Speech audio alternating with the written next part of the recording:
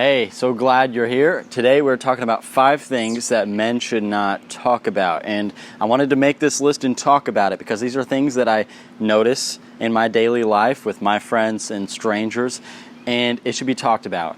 And there's a lot of more things than just 5 things that men shouldn't talk about, but this is a list that it'll be hard to disagree with for most people. These are the things that I'm noticing most. So let's get into it. The first thing that a man should not talk about is self-care. Self-care is a really big word in today's society in 2021, but men, don't fall for it. Look, you need rest, yes. You need sleep, yes, but you don't need to take a bubble bath.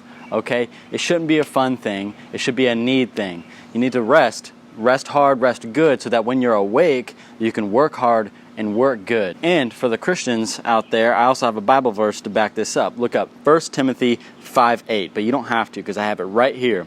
If anyone does not provide for his relatives, and especially for members of his household, he has denied the faith and is worse than an unbeliever. So, in part, resting or self-care, but we call it resting, come on, is really just sleeping good, making sure you get enough hours of sleep, eating good, to make sure that you can perform the best whenever you're trying to provide for your family, for the members of your household, and do the best work you can do as possible. The second thing on this list, you shouldn't curse in front of women, gentlemen. There we go, let's focus now. You shouldn't curse in front of women. Why? It's not because they can't handle it. It's not because someone thinks they're weak. No, it's because it's out of respect. If you met the Queen of England today, would you be cursing in front of her at all? I mean, I would hope you would say no, just because you respect that woman, hopefully, and you want to show that respect by having a clean mouth around her. Now, me personally, I don't like to curse in front of anybody, no matter who I'm with. I just like to be a gentleman. But especially around women, guys, we should not be cursing in front of them. It's rude, disrespectful, even if the woman doesn't claim to care, even if she curses herself. Still, 2 wrongs doesn't make a right. Yes, there are women out there that curse. Yes, there are women out there that say they don't mind being cursed around. It doesn't matter. You are a man, and you should stand for what you believe. And yes, people have their own rules. I read online that someone said if they're in a group of people and a woman curses 1, 2, 3 times, on that 3rd time, they'll say, okay, this woman's cool with it, I'll start cursing around them. Now, you can do that. I don't believe you should do that because 2 wrongs doesn't make a right. You should still stand up for what you believe, no matter whatever anyone else in the world is doing. So that's it. Don't curse in front of women. It's out of respect. The 3rd thing on this list is don't gossip, guys.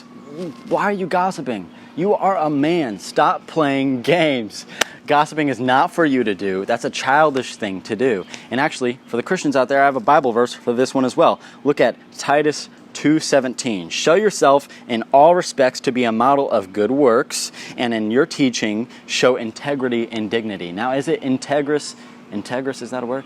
Does it show integrity to be gossiping about people behind their back? If you have a problem with somebody, if you need to talk about it with them, tell it to their face like a man. I'm not saying be rude, but God gave you your man parts for a reason. God gave you cojones, so use them, okay? If you need to confront someone, confront them.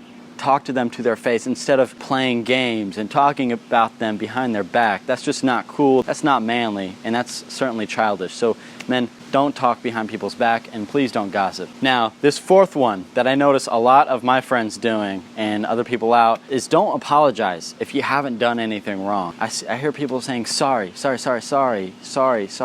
all the time for things that are not their fault, that they didn't do. I mean, I get you want to sympathize with people sometimes and say, hey, I'm sorry that happened. Even if it's not your fault, I'm sorry to hear about that. That's okay. But I'm saying don't apologize for things that you didn't do wrong. I mean, if you said a statement that you care about or that really matters to you and someone disagrees or someone says something to rebuttal, don't apologize. Stand up. Be a man. Stand up for what you believe.